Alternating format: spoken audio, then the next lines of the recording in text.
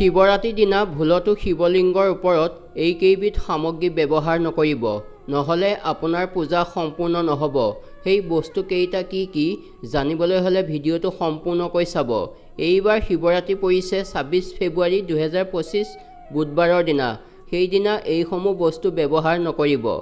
প্ৰতি বছৰে ফাগুন মাহৰ কৃষ্ণপক্ষৰ চতুৰ্দশ দিনা মহাশিৱৰাত্ৰি পালন কৰা হয়। এইবাৰ শিৱৰাত্ৰি ২৬ ফেব্ৰুৱাৰীত পৰিছে। এই দিনটোতেই মহাদেৱ আৰু পাৰ্বতীৰ বিবাহ হৈছিল বুলি বিশ্বাস কৰা হয়। সেয়ে ভগৱান শিৱৰ পূজা কৰিবলৈ বছৰৰ আটাইতকৈ উপযুক্ত দিন মহাশিৱৰাত্ৰি বুলি গণ্য কৰা হয়। মহাশিৱৰাত্ৰিৰ দিনা ভক্তসকলে বিভিন্ন উপায়েৰে ভগৱান শিৱক সন্তুষ্ট কৰিবলৈ চেষ্টা কৰে। অৱশ্যে এনে কিছু সামগ্ৰী আছে যি ভগৱান শিৱক অৰ্পণ কৰিব নালাগে। সেই বস্তুসমূহৰ ভিতৰত প্ৰথমটো হ'ল তুলসী। হিন্দু ধৰ্মত তুলসীৰ পাত অতি পবিত্ৰ। প্ৰায় সকলো পূজাতেই তুলসী পাত ব্যৱহাৰ কৰা হয়। কিন্তু মহাশিৱৰাত্ৰিৰ দিনা শিৱলিংগত তুলসী পাত অৰ্পণ নকৰিব।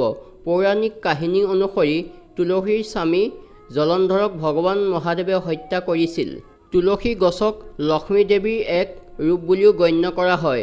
গতিকে শিৱ পূজাৰ সময়ত তুলসী পাত ব্যৱহাৰ কৰিব নালাগে। দ্বিতীয়বিধ সামগ্ৰী হৈছে নাৰিকল। ধৰ্মীয় বিশ্বাস অনুসৰি শিৱৰাত্ৰিৰ দিনা শিৱলিংগক নাৰিকল বা নাৰিকলৰ পানী আগবঢ়াব নালাগে।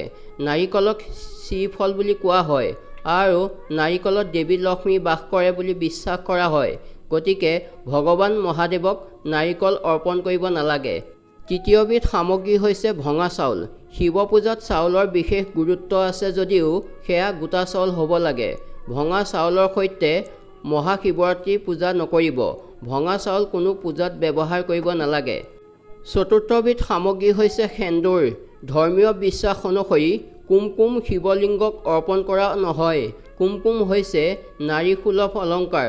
গতিকে পুৰুষোত্তৰ প্ৰতীক ভগৱান মহাদেৱক কুমকুম আগবঢ়াব নালাগে। ৫ নম্বৰৰ সামগ্ৰীবিধ হৈছে হালধি। যিকোনো শুভ কামত হালধিৰ ব্যৱহাৰ শুভ বুলি গণ্য কৰা হয়, কাৰণ হালধিৰ ৰং শুদ্ধতাৰ প্ৰতীক। কিন্তু মহাশিৱৰাত্ৰিৰ দিনা শিৱলিংগত হালধি নিদিব। ধন্যবাদ।